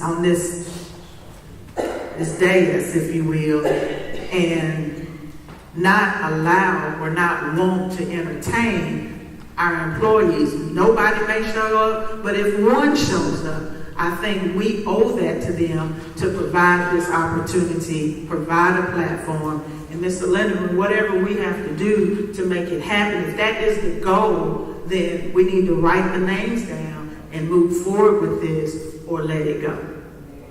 I don't like to operate on rumors. There is a procedure. There's a situation they could come to the clerk of the council. That's why it would be a rumor. And say, I would like to speak to the city council. They have time at the end of every meeting. They've been told they can't talk to us. They check the phone records to see how many times they talked to us. So, I said, I don't like rumors. Mayor, are you willing to meet with the council and try to come up with a solution moving forward so if this investigation were to go through, that your questions could be answered as well as ours? So that way we can hear the voices of the city employees who work here, and moving forward, I think it'll create, like you said, a platform. So whatever issues that we do have. I'm saying this again. If they're not comfortable with going to the HR department, EO, or to the attorney's office, it's three right there. Obviously, they're not coming to me because it deals with the CAO, which is actually four. The fifth option should be going to civil service first and let that process play out. But if you want to just cut through all five options and somebody wants to put on paper, because the same thing that you're sitting here accusing the CAO of creating a hostile work environment, it may just be someone unhappy for some reason. Exactly. And if they're unhappy for whatever reason, they need to put their name on that piece of paper and come in and speak to you all. I'm saying he's going to get an opportunity to communicate whatever communications they had. We're going to get a chance to ask them why haven't they gone to their supervisor, EEO, HR, civil service, any of this stuff to get here. Then after all of that, we'll be back with the mayor having to make a personnel decision if it's someone who's been affected. But I'm telling you again, they have had 5 different options. And I think when you start this process here of eliminating all of the chain of commands that anyone has to go through, why do we need the civil service? Why do you need the mayor if everyone's going to try to play the role of the mayor? You don't need any of this. Legislative needs to be legislative and executive. All these things are going to happen because they have 5 different chains of commands. They have 5 different processes to go through right now. And if they have had these issues, surely they'll be bold enough to put their name on a piece of paper. All right, so moving forward, the 28th at 9 a.m., I'm in favor for having this investigation. If they sign their name, they have to come in person. If this is directed to Mr. McAllister, he should have a responsibility of, stating your claim. And I mean, making it public now. So if you guys who have these concerns, do not show up, then there must not have been a real issue. And we've provided a platform, we've given opportunity, and if they still decide to show up, we should not have to bring this up ever again. It's just time to little old lady told me one time, clothes come clean on wash day. Wash day is going to be Tuesday, May 28th. And so if all these things exist, at some point people have to be bold enough to confront their giants, and then we can move forward. But as long as people are behind the curtain, as long as people are saying they don't have anybody to talk to, we're getting ready to try to eliminate all of those excuses, all of that, and provide a platform. And something as simple as putting your name down should not deter that, because that's ultimately the goal. And if somebody of those names, I think it actually gives them more protection, because if they put their name down and should they mysteriously come up fired on some bogus charges, then that's yet something else that would make things look a little funny around this camp. So putting their name down will actually provide more protection for them, in my opinion. So what would be the process for these employees to sign up to speak? So they can come to the clerk. Okay. I had to put more work on it, I guess. I hope in the future, when we offer employment to employees, that they're mature enough to speak to their supervisor, or go to civil service, or go to equal employment, or go to human resources. If they're not mature enough to do that, maybe there's some concern about whether they're mature enough to do their job. So to make it public, guys, make sure that we get this message out to all city employees. If you guys have an issue and you want to show up on May the 28th at 9 a.m., please come. Make sure you sign up with Ms. Joanne to come and speak. And Ms. Joanne, can she get that to me so that I can let the CAO know who those persons are that have the conflict?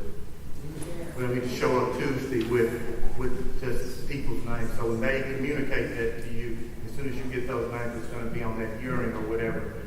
Notify me so that I. Well, since it's a legislative meeting, I don't know. Somebody's going to have to release them from work.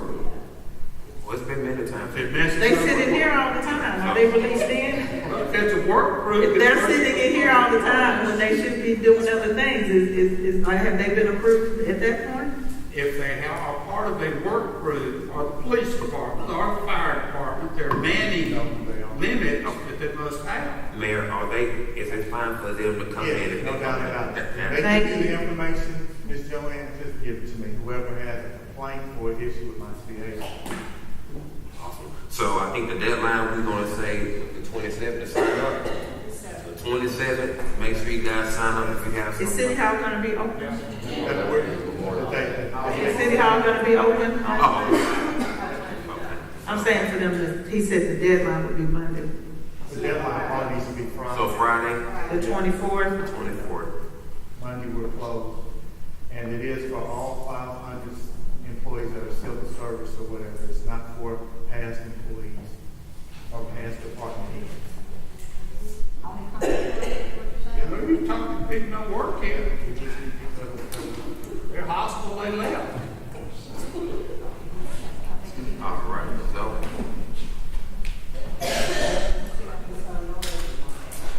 so no action. I thought we were setting the, I thought we were supposed to set the date. Okay. So all in favor for having a special meeting on May the 28th at 9 a.m. Nay. Hey. Aye. Aye. Aye. 3-2. Guys, please make sure you guys sign up if you have issues by May the 24th. And sign up with Ms. Joanne here. 3rd floor, City Hall. Or you can contact her at 601-485-1959. I think they need to come. Well, yeah. I think they should come Show up, and please. sign up. That's it. All right. So number 13, we're talking about Velma Young and Highland Park as it relates to maintenance issues and also hiring lifeguards as well. So moved. Second. All right. So what are we doing? We're good afternoon. Mr. Doug, well, to get the boat pools up and running and the lifeguards and the maintenance work, he's going to request roughly $45,000 to make sure that they run operate successfully during the summer. So come for legislature. Is does anybody have the numbers? Once we take this 45, what balance that's going to leave us in legislative? We still have the money for all these, we just approved $25,000. Yeah. Still have 30-something thousand we told the children's museum to give them. You got that much? Does anybody know? I think there was around 200,000 in there prior to our vote on Juneteenth and the July 4th celebration. We never did use that money that we had talked about that was swooped down by the road, the 150,000. That was also in legislative, as well as the Parks and Rec director, the salary for that. So that alone is over $200,000. Don't promise more money than we got. Right, does anybody? And if we end up 3 weeks from now, we have a problem. Have to be encumbered to cover the Lakeview shortfall. That's what they do?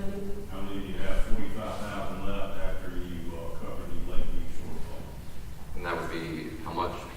The Lakeview shortfall? Right now, I believe it's over $100,000. So we're gonna have 45 left. So if we spend this 45, we don't have nothing left? I believe it's gonna be close. Yeah, I didn't think it, yeah. But you ain't include the other? We had $115,000 worth of starting point should be, but Richie is saying if you cover the shortfall for Lakeview, that's going to deduct another $45,000 or $50,000. It's going to take up to $55,000 or $60,000 that you all can So we're not gonna have We 50,000. just need to make sure what's being encumbered. Yeah, that's also, there's a 115, that's right on those numbers in front of us. But we just did 30. That leaves us 4 months if anything happens. Like Brandon said, training, so basically I want him to present, maybe not both tonight, but we're trying to open up both pools. We're trying to open up both pools, but to do that, we need to talk about these numbers, and we can get the exact number emailed to you all first thing in the morning, Brandon gets trained. Yeah, I think we need to table this till our next council meeting, because we don't need to approve something that we We have got it right. to pay. President Johnson, would you like me to share the numbers that we talked about? Based on the 45,000 will allow you to open both pools and have all the swimming lessons that have been previously had in the past year. If we cannot come up with 45,000, we have another proposal of 37,500. That will open both pools, but will lessen the swimming lessons by 1 session. But don't they pay for swimming lessons? Yes, ma'am, they pay for swimming lessons. It still is lifeguards. No, it does not cover the entire cost. We just talk chemicals. So if somebody's gonna find out that we have enough money to cover Juneteenth, 4th of July, and fixing the pool, do we have enough money to cover 15th for 4th of July, 15th for Juneteenth, and the 45 for the pool? And our shortages and promises. And then we will have no money left in legislature. I think we need to make this determination once our CFO is present. So I move we table this item. Second. All in favor? Aye. Any opposed? All right. Presentation agenda. Okay, so report on the status of the DOJ consent decree.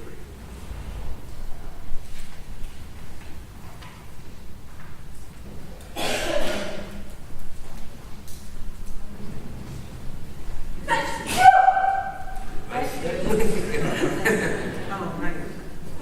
Need a walk-up song like in baseball.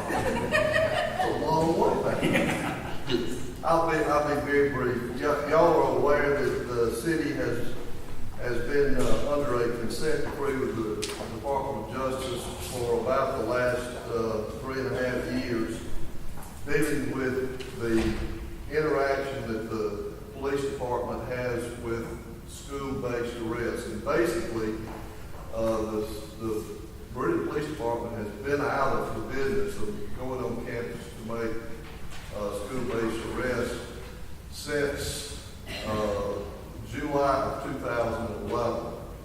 The Department of Justice did not place us on notice of their concern about this until the latter part of November of 2011. But anyway, we've been under a consent decree. Friday before last, I received a call from the Department of Justice informing me that the city has been in sustained substantial compliance with the terms of the consent decree for over a year, which under the terms of the consent decree allows the city to come out from under the consent decree.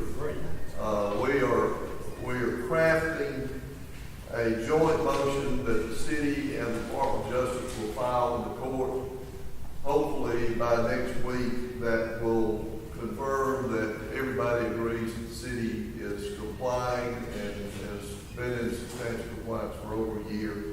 And the effect of that will be to dismiss the settlement agreement that the city has with the Department of Justice, and the lawsuit will be over.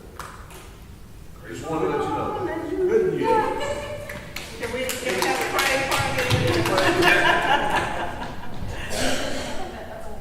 No questions at all. Thank you very much.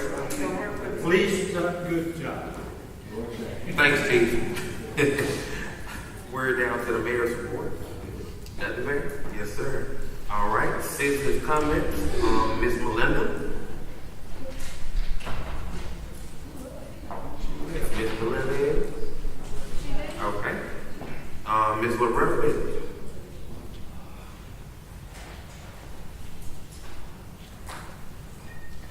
Good evening. Good evening. If I may, Councilman Johnson, can I go a little bit past the 3-minute point, please? If you don't mind, because it's going to take more than 3 minutes to get done. Just on the first city council meeting of the month, Percy Bland basically was a mockery of the council board. It's been time I've come before the council. I am told to address the council as a body and not as a single individual. Percy called each of you guys' name out by name. Not only did Percy Bland do that, he basically disrespected Councilman Lindeman by calling you a once semester college dropout and a Google expert attorney. So you doesn't have a law degree. Well, most attorneys does have a field by Googling cases in order for they feel to be granted. You can smile at you want a city attorney or city council attorney, whatever you wish to call yourself. But y'all went back and forth for about 30 minutes trying to say Richard McAllister. It was only one city council along with Percy trying to say the CAO. Just on yesterday, I just so happened to be with Councilman Johnson. With Percy Bland called Councilman Johnson, wanted to know about this investigation on his CAO. On today, Percy Bland wants the city council secretary to give him a list of the complainants. I don't think he should be granted that list. The reason why he wants that list, so he can call up those complainants. Said that one council, George Thomas, stated, I'm calling by name because y'all my personally do it, if I pay Councilman Johnson. George Thomas stated, if they mature, they can talk to their supervisor. Well, I'm a former employee and had a complaint and called a person. He brushed it off. You got mature employees that come to work each and every day, pass the civil service exam, right in color. They can't talk to their supervisor. They go to person, he turn them off. They go to civil service commissioner. They are appointed by Percy Bland. So why would they go and talk to the civil service commissioner in order for them to be retaliated against? I know several. I don't think that list should be given to Percy because he's going to call them up. Anyway, Magnolia Pool been in bad shape for many, many years. inside the building have mold on the inside. Magnolia baseball field, Turner came through last year on April the 13th, ripped the fence up. Kids haven't played baseball there since 2016. But yet, Percy Glenn can dump thousands of dollars on field hockey, but can't spend anything when it comes to the black community baseball league. Doesn't care. I showed Percy the mold inside of the Magnolia swimming pool building just on last year, been a year ago. The Beverly Young Center doesn't have a water fountain. A year ago, I solicited donors to donate water. Person knew about this. Can't spend money on the old Beverly Young Center. Got fallen ceiling tile in the female bathroom. You got fallen ceiling tile in the kitchen. But yet, for the last couple of months, you had people that going over to Meridian activities, senior citizen center, taking an estimate to remodel a building that doesn't even need repairs. I find that ridiculous. You have a city employee that drives around as a code enforcement, not anything against him, but impersonating a police officer. Have blue lights on that black SUV, similar to Percy Lane, blue lights. Spend thousands of dollars to go from painting it from white to paint to black inside and out. Even have a police department compartment inside the building. I don't see them going responding to gunshot calls. Blue lights flying down 8th Street. I don't fault that code enforcement officer. I fault Percy Lane. On the corner of 10th Avenue and 20th Street, there's a condemned house on that corner. I'm going to repeat it. 10th Avenue and 20th Street. You can see the front door from 10th Avenue, but you can't see the rest of the house. 20th Street, in between 11th Avenue and 12th Avenue, several houses need to be torn down, overgrown lots. There's a ditch. Saturday, a week ago, washing machine, dryer, mower, flowed through the ditch. You have a lady right there, Miss Moline Trust, 1120 Street. Don't allow a good bit of her land due to that ditch. Person knows about this. Several houses in your ward, Councilman Johnson. I saw numerous pictures of houses that need to be torn down. One house got so sick of standing, it falling down on its own, and it been on the ground for a whole year. I sent all those pictures to Percy Bland, right here to my right. He told me to take some of those pictures and send it to Terrell Thompson. Some of those houses were torn down, but it's not in bad shape of the house that's still standing and the one that's on the ground. Number 6 on the agenda, going on private land, fixing this so-called city issue. Just in March, nothing against Public Works Director, Mr. Hugh Smith, even though it's been several times I text him with city problem since I've been terminated, and he hasn't yet to return my text message nor phone calls. He's taking more from Percy Glenn. But just in March, Hugh Smith and Percy Glenn stood before you all and told y'all it's up to the homeowner to have insurance. Can't go on private land, but you can go on private land when you come to North Meridian. You need roads. Roads need to be paved. The dishes need to be cleaned out. It's ridiculous. It's ridiculous. The Quincy Cole stood up before you all, letter for the last year, asking for Public Works Department a raise. I have yet to see anybody mention anything about a raise. Excuse me, Mr. Thomas. So you're fine, Ms. Love. Okay, appreciate you. You're the president. Haven't heard anything about the guys' raise, but yet you can see Percy Glenn on Facebook posting up pictures like he really appreciates those public work workers. Let it reflect on their paycheck, Percy. Not only Public Works Department, but the Park and Recreation Department. Understaffed and overworked, not appreciated. I don't care anything about those pictures Percy Glenn posts on Facebook with those employees. He doesn't care about them. It's several of them that doesn't get along with their bosses. Several of them. Like I said, why would they go to the Civil Service Commissioner when they're appointed by Percy Glenn? I want for these houses to be taken care of because they cause the citizens value of their home to go down. I want for these streets to be paved. I want for the overgrown lots to be cleaned and the dishes to be cleaned out. And I would hope a person would stop talking about the 3-foot building, that crumbling building. We need better paying jobs here. Not talking about jobs. The only thing First and Grand focus on is downtown Meridian and George Thomas Board. When it comes to the Black Folk Board, First and Grand don't care about y'all. Doing your first term, Kim, one of Houston. George Thomas giving Percy QD, you know what. But now, he team Percy. Because George Thomas getting what he wanted his board. When it comes to your board, Kim, Winston, Tyrone, Peggy, don't know why you team Richard McAllister and Percy. Percy don't care about y'all board.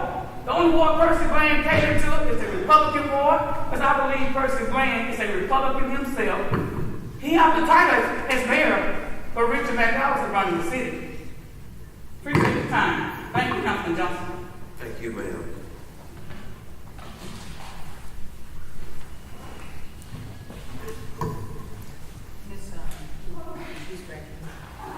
Ms. Miranda?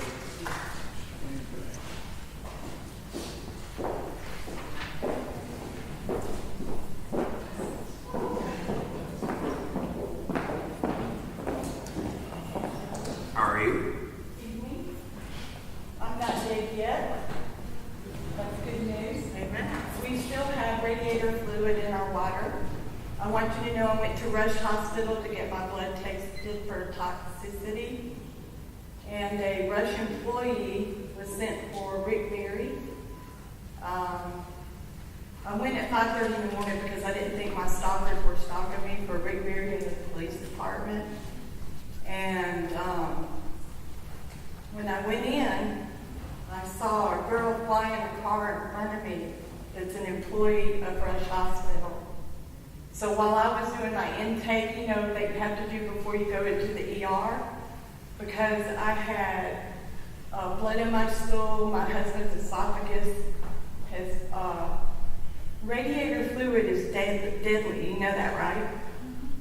Do y'all all know that? And we have high amounts of lead in our water. And I know you guys, I went into the ER to get blood tested, and I saw the lady run into the double doors, you know, before I could get there, the lady that works at Rush. And by the time I got to Dr. Katie, he says, I'm not gonna test your blood. So there's a bro code for corruption, be it the police department, roadworks, water. So I want to talk to you about, you never know who I am. I'm from Meridian. I grew up here. I left in '93 to move to Florida. I worked for Comcast and AT&T for about 11 years. I won the highest award awarded to me by US West Telecommunications and AT&T. They were given to me by the president. So when I come to you and tell you it is an extremely hostile place, I can't imagine working for y'all. I'm living in a district where I'm the last two houses. I'm the last two houses, you understand that? In the way of Rush Hospital's government, taxpayer-sponsored helicopter pad. Remember me telling you about the helicopters landing in the parking lot across the street from me? Okay, there's FAA laws, right? There's HIPAA laws, there's FAA laws, there's all kinds of laws that this town doesn't regard at all.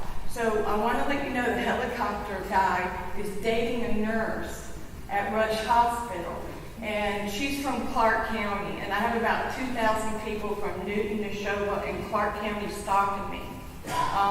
The hackers next to my house that Dubos protects and Jim Hood has created, they gave them apps, and they're putting GPS in my car.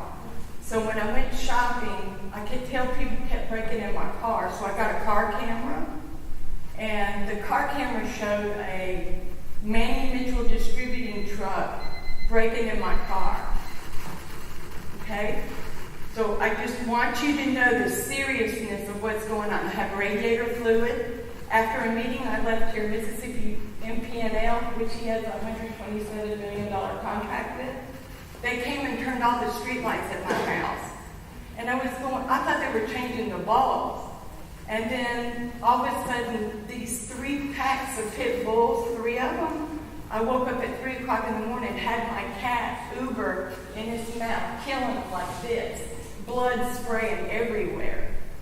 Okay? So it's a very hostile environment. What I'm calling for is a federal investigation as a 501c town, because you closed off this road, 13th Street, right?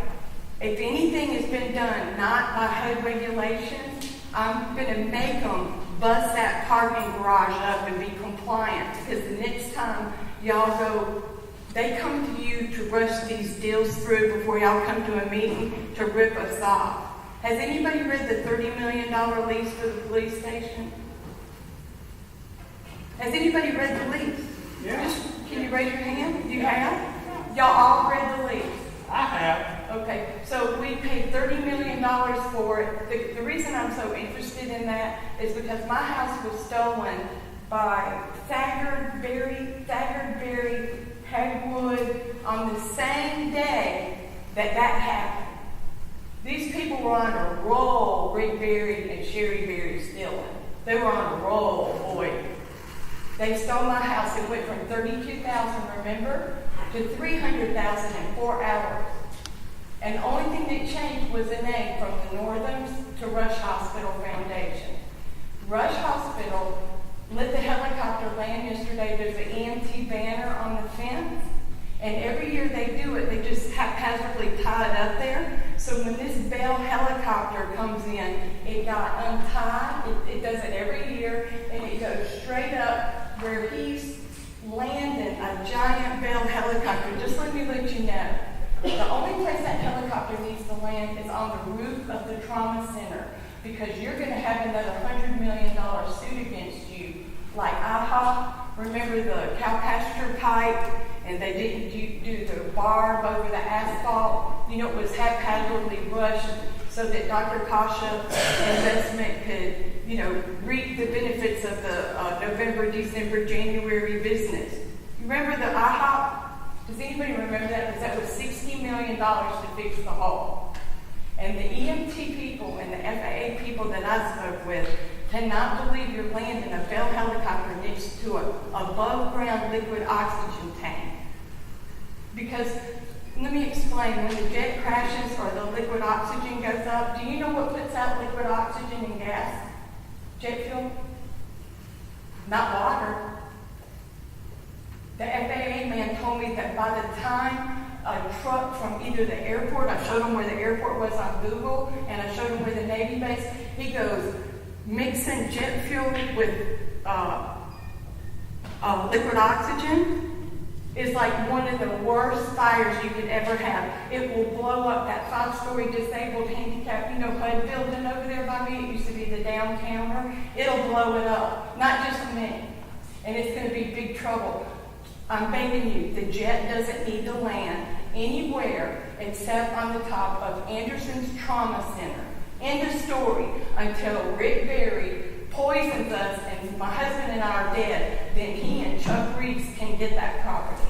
That's what this is all about, money. Yes, ma'am. Thank you very much. And would you like to see my forged HUD documents or any of those? Do y'all want any forged documents? I got forged documents. I got a forged appraisal by a real nice guy, but he forged it and said my area was 75% residential when we're the last 2 homes. Okay, I went to, like you said, go to the right people. I went to I went to our attorney, our DA, and that's when I started getting stopped by Randy Mitchell trucks. Now I'm getting stopped by AT&T trucks, Comcast trucks, Dish TV trucks. And just to let you know, last thing, and I'm going to go before 114 comes to arrest me. You know, he kept an affidavit to arrest me for flipping the bird 7 months on his desk. It cost us $650. They said I flipped the bird. I didn't flip the bird. I did not flip the bird. I said I was going to show the U.S. Constitution up Jim Hood's butt and make Just so sure we he didn't never get to be stay on target. Okay. Are y'all interested in me? Thank you, Ms. Melinda. Thank you, dear. Can you get the jet under control before we blow up? Will y'all consider that, please? I don't know if that's in our jurisdiction, to be honest with you. I just can't believe it. And did you get her asbestos certificate for tearing down the Sears building? Because you've just given asbestos poisoning to everybody in the project across the street. They'll have cancer in 10 years. So we're going to move down to council comments before we go into the executive session. Right. You know, last council meeting, we learned that it is a misdemeanor crime to divulge the confidentiality of an ethics proceeding and investigation that the Ethics Commission is doing. It's amazing considering the source that informed us of this has violated that confidentiality himself, because, you know, any city business that goes on has to go to a few people in the private sector, no matter what it's about. They have to let these people know so that you know, they can exert their influence over this process that's supposed to be between elected officials. And in the past 2 weeks, I've had a crash course basically in the Lauderdale County judicial system, where I took trips to Meridian Police Department, I took trips to the District Attorney's Office, Sheriff's Department, Justice Court, spoke with all Justice Court judges but one, and you won't believe it, but we have people in Meridian who are above the law. The evidence that the confidentiality, which again is a misdemeanor crime, punishable up to 1 year imprisonment, is in black and white. Just a simple email that the CAO sent exposing that case to a private citizen. But for whatever reason, there isn't a single person in Lauderdale County who will prosecute that crime. But when it comes to other individuals, and these same people will get together and try to make a case against somebody, they've got no problem getting a warrant signed. It's just a matter of getting the paperwork done. Now, we're going to do this investigation, and I hope we have a little bit more luck in getting someone like the DA to prosecute whenever the inevitable crimes are discovered. But we heard earlier tonight, for instance, about the impersonation of a police officer that goes on. And again, these things aren't about individuals. It's not a personal beef that I have with anybody. It's just as simple as when you turn on the TV and you see a WTOK interview with a code enforcement officer who's not a police officer, and in the background they've got their nicely painted black Tahoe, the specially tinted windows that cost us thousands of dollars, and it's got blue lights flashing. The arrogance at this point has gotten so out of control. They know they're untouchable, because for so long they've had this influence over the justice system. They know that even if evidence of crimes that they have committed are presented to people, then nothing's going to be done. Lawlessness. Only for a few privileged people. And that's what we have here in Meridian. I think it's going to change, because this, technicality I've got on a misdemeanor crime, I'm going to pursue it, but there's a couple other things coming, of felony type nature that I hope will get a little bit more attention, given that we're in an election year from the DA and from these judges. So I'm going to keep at it. Persistence, right? And eventually justice will prevail. Good evening, everyone. Glad you all were able to make it out. Just want to remind you that our children, Meridian Public School District, they're basically already out. So if y'all could please be mindful of the children as they're going to be out and about. And if we could, maybe take them under our wings, see what we can do to help them make better choices, go back to some old school stuff, that would be great. Ward 4 Fest will be June 1st. June 1st, I know we had sent out some information for this particular weekend, but there's a lot of stuff going on with graduation and the holiday weekend. So we did move that to June 1st. And also, we are excited about the West Meridian Community Farmers Market that's going to be kicking off June 6th, Thursday, June 6th. It's going to be at Multi-County. The yard over there at Multi-County is a partnership with a collaboration, rather, with the Mississippi Department of Health and the Mississippi State Department of Agriculture and Multi-County Community Service Agency. And so we want to encourage you, if you want some fresh fruits and vegetables, if you know of any farmers that might want to participate, if they could get in contact with me so that we can make sure we get them the proper applications and things to sign up. Again, thank you all for coming out tonight. Thanks everybody for coming out. It was an honor yesterday to be a part of the welcome committee for the Run for the Wall. It was an awesome event. We show those riders every year how great Meridian is. And it's great that we can show outsiders how great Meridian is. I pray for the day that we can show insiders how great Meridian is. And the state games, as all of us know, are going on right now. They're bringing a lot of activity into the city. A lot of people. Without volunteers, you can't do that. There are a lot of good people that take their time. There are a lot of businesses that give people off from work to help with that. It's a great event, like you mentioned, Run for the Wall. Heard a report from a fellow that said this is considered their favorite stop from California to D.C.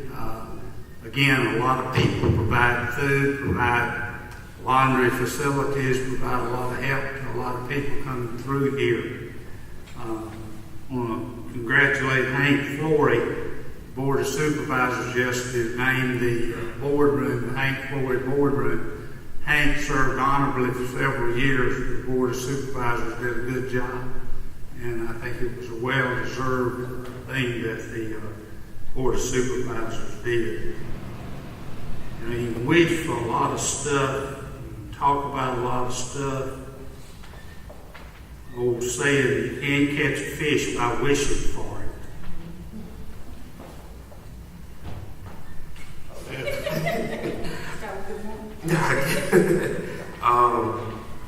One thing, Mr. Gill, I have a few water fountains over there at Ben Upper Park and Magnolia. I was kind of because I had a guy that kind of had a little heat exhaustion yesterday, so I want to kind of make sure that we get some water out there for those guys. I'll get Thank you, sir. I appreciate it. I really don't have much, but moving forward, I guess understanding is the key, and it may seem that it's ugly, but I can promise you it'll get better. I guess we all get on the same page and figure out what we can do to move forward. I think we're making the right strides as we talking to the business community and everyone else who's involved in this city that wants to see this city grow. But again, it all boils down to understanding and communicating with one another and what our roles are and what we can do to help move this city forward. But I don't have a long speech tonight, so I'm going to go to the executive session concerning the TIF finance part.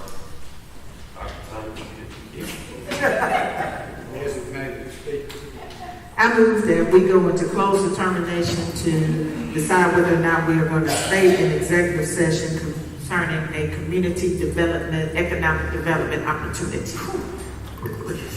All in favor? Aye. Any opposed?